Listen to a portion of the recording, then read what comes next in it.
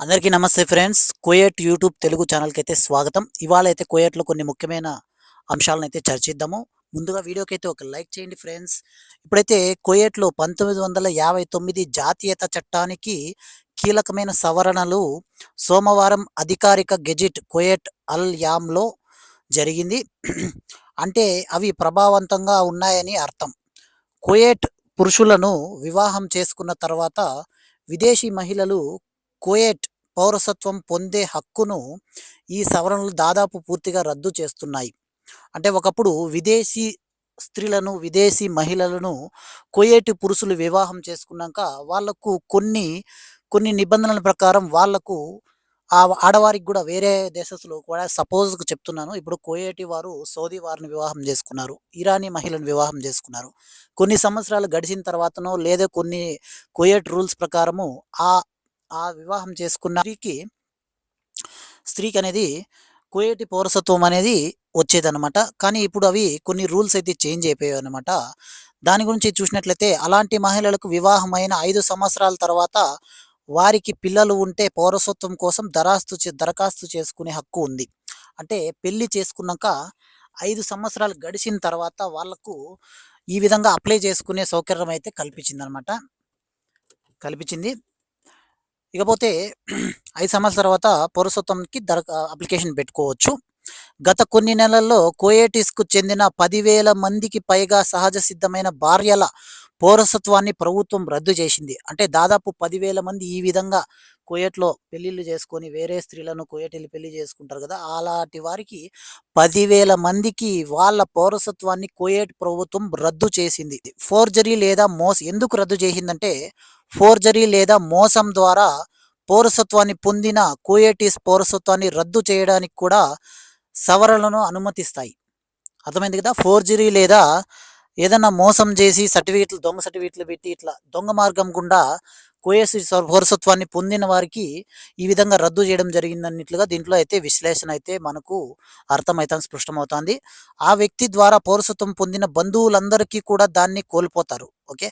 ఎవరైతే ఈ విధంగా నకిలీ ఇదితో పౌరసత్వం పొందింటారో వాళ్ళ బంధువులందరూ గూడా కువైటీ పౌరసత్వాన్ని కోల్పోతారనైతే ఇందులో అయితే ఉంది.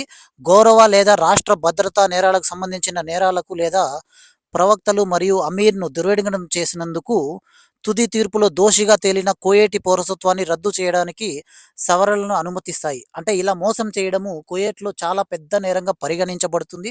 ఎక్కడైనా ప్రపంచంలో ఎక్కడైనా గూడా అంతే మోసం చేస్తే అది ఒక కువైటీ తంత్రాన్ని, రాజనీతిని అగౌరవపరిచినట్లుగా వీళ్ళు భావిస్తారు కాబట్టి అది పెద్ద నేరంగా వాళ్ళకైతే శిక్ష అయితే కఠినంగా అయితే ఉంటుంది.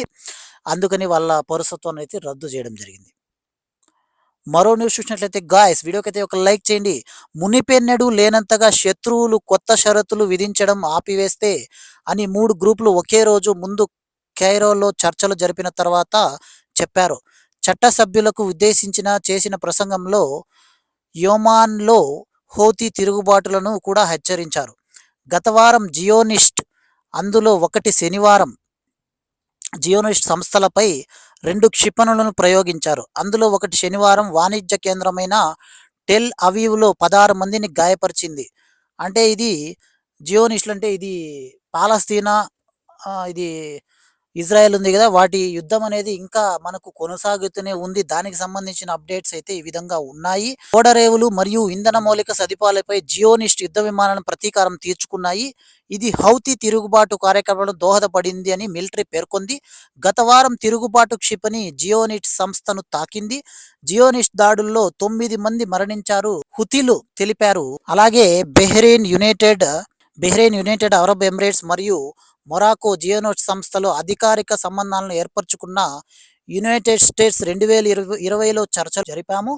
అబ్రహాం ఒప్పందాల మాదిరిగానే అరబ్ దేశాలలో కొత్త శాంతి ఒప్పందాలపై సంతకం చేయాలనుకున్నట్లు నేతాన్యాహు పేర్కొన్నాడు. మితవాద అరబ్ దేశాలు జియోనిస్ట్ సంస్థ ప్రాంతీయ శక్తిగా మరియు సంభావ్య మిత్ర దేశంగా చూస్తాయి. ఈ అవకాశాన్ని సద్వినియోగం చేసుకోవాలని భావిస్తున్నారని ఆయన అయితే తెలపడం జరిగింది. అలాగే మా అమెరికన్ స్నేహితులతో కలిసి నేను అబ్రహాం ఒప్పందాలను విస్తరించాలని ప్లాన్ చేస్తున్నాం. తద్వారా మధ్యప్రాచ్య ముఖ్యాన్ని మరింత నాటకీయంగా మారుస్తాయని ఏజెన్సీలైతే విలేకరులకైతే తెలపడం జరిగింది. అదేవిధంగా మనము కువైట్‌లో అయితే 22 క్యారెట్ల బంగారం ధర 23 దినార్ల 920 ఫీల్స్‌గా ఉంది. అదేవిధంగా 24 క్యారెట్ల బంగారం ధర చూసినట్లయితే 26 దినార్లుగా నమోదై ఉంది. 21 క్యారెట్లయితే 22 దినార్ల 830 ఫీల్స్‌గా అయితే ఉంది. కువైట్‌లో 18 దినార్ల బంగారు రేటు చూసినట్లయితే 1 గ్రాము 19 దినార్ల నుస్ 19.5 దినార్ అని చెప్పేసుకోవచ్చు. అదే విధంగా ఒక కువైటీ దినారు మన భారతదేశం రూపీస్‌లో చూసినట్లయితే రూ. 275.50 అయితే ఉంది. అంటే అప్పటికి 100 దినార్లు మనము ఇండియాకు పంపించినట్లయితే కువైట్ నుంచి మనకు అక్కడ మన అకౌంట్‌లో రూ. 27,556 అయితే లభిస్తాయి. ఇవి ఇవాల్టి అప్డేట్స్ అయితే ఇవి. కొత్తగా మన ఛానెల్‌ని చూసేవారు కోయాట్ యూట్యూబ్ తెలుగు ఛానెల్‌ని సబ్స్క్రైబ్ చేయండి, సపోర్ట్ చేయండి. నమస్తే అన్న మరో లేటెస్ట్ వీడియోతో మళ్ళీ కలుద్దాము. Bye friends. జై హింద్.